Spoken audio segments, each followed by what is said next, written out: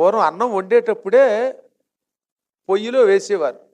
అంటే ఆ రోజుల్లో గ్యాస్ స్టవ్లు కాదు గనక కట్టె పొయ్యి మీద వండేవారు గనక మీరు చూసేవారు లేదు, ఎసరు పెట్టేవారు.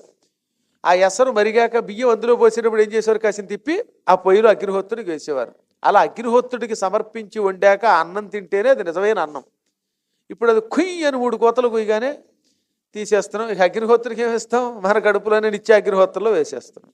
దాంతో అన్నం పరబ్రహ్మస్వరూపంగా ఉండడంలా. అందుకని ఏం చెప్పారంటే దానికి కూడా ఒక మార్గం చెప్పారు.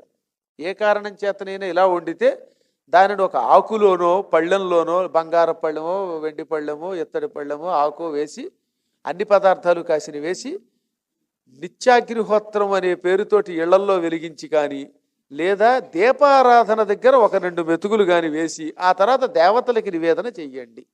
అది కూడా చేత కాకపోతే ఈ మహానివేదన చేసి ఈ మెతుకుల్ని సూర్యుడి వెలుతురు ఉన్న చోట కాకులకి వాటికి బలిజన్నంగా వేయండి. అప్పుడు సూర్యుడు కూడా అగ్నిహోత్ర స్వరూపుడే.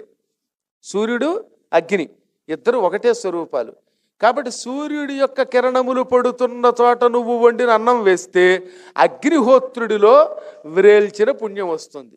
అందుకే గోడల మీద చిన్న చిన్న కప్పుల్లా తయారు చేసి గొళ్ళల్లో అన్నం నైవేద్యం అయ్యాక అక్కడ పెడతారు. అప్పుడు సూర్యుడి కిరణాలు దానికి మీద పడతాయి. అప్పుడు అగ్నిహోత్రుడిలో వేసిన పుణ్యం వస్తుంది. అప్పుడు ఏ కాకులో పిట్టలో తింటాయి. తింటే పంచభూతాలు దేవతలు స్వీకరించినట్టే. ఇప్పుడు కూడా గొళ్ళల్లో ధ్వజస్తంభం దగ్గర వేస్తున్నారు చూశారు కదా, బల్యన్నం అంటాం దాన్ని. అంటే బలమునివ్వడం కోసం, దేవతల కోసం, పంచభూతాల కోసం ఇస్తున్న అన్నం. ఇవి వెయ్యకుండా అన్నం తినే అధికారం మనకి లేదు.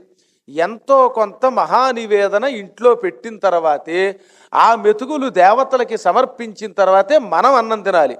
ముందు మనం తిని తర్వాత ఇస్తే అది మహానివేదన కాదు.